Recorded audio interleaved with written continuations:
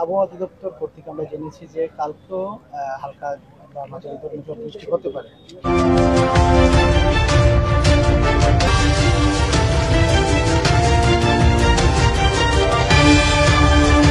সেক্ষেত্রে প্রস্তুতি কেমন?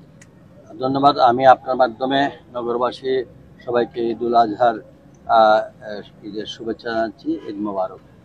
আপনারা জানেন প্রাকৃতিক কারণে হয়তো বৃষ্টি আসতেও পারে, না আসতে, তবে আসার সম্ভাবনাটাই আমরা ধরে নিতে পারি।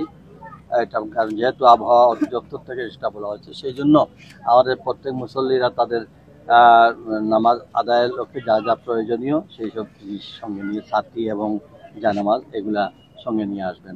আর ইতিমধ্যে আমাদের নামাজের জন্য সমস্ত প্রস্তুতি প্রশাসন থেকে যে ধরনের সিকিউরিটির বিষয় নিয়ে, সেখানে পুলিশ কমিশনার মধ্যে আসছেন, তিনি বলবেন এখানে সব কিছু আমরা ইতিমধ্যে সম্পন্ন করতে সক্ষম হয়েছি। এবং আমাদের গ্রাম ম্যানেজিং কমিটি আমরা সার্বক্ষণিকভাবে আমাদের যা যা দরকার আমরা সবই প্রস্তুত হয়েছি ইনশাআল্লাহ।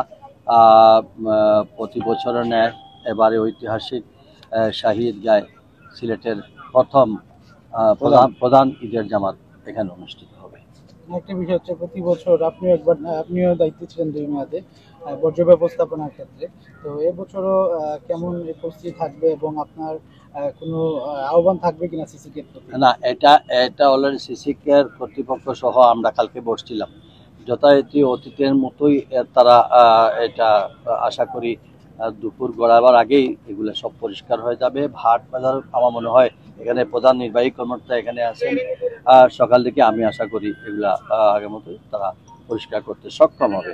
এবং এই জন্য প্রয়োজন আমাদের নগরবাসীকে, আমরা জনপ্রতিনিধি নাই এখন, যারা আছেন তাদেরকে সহযোগিতা করা, আমাদের সচেতন হওয়া, আমাদের বর্জ্যগুলোকে যেন কোনো অবস্থাতে ড্রেনে, ছড়ায় বা কোনো ধরনের রাস্তায় না ফেলে। আমরা নির্দিষ্ট স্থান বলে দেওয়া হয়েছে, সেই নির্দিষ্ট স্থানে বললেই সিটি কর্পোরেশন তারা এসে এটা নিয়ে যাবে। আমি অনুরোধ করব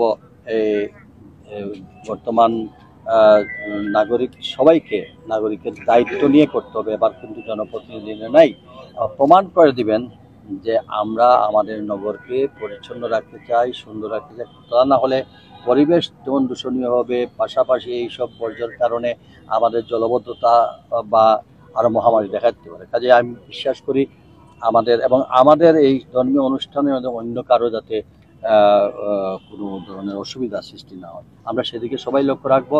আর আমার মনে হয় সিটি কর্পোরেশনের সকল পর্যায়ের কর্মকর্তাগণ তারা তৎপর রয়েছেন, ইনশাআল্লাহ সবই সম্পূর্ণ হবে। ধন্যবাদ।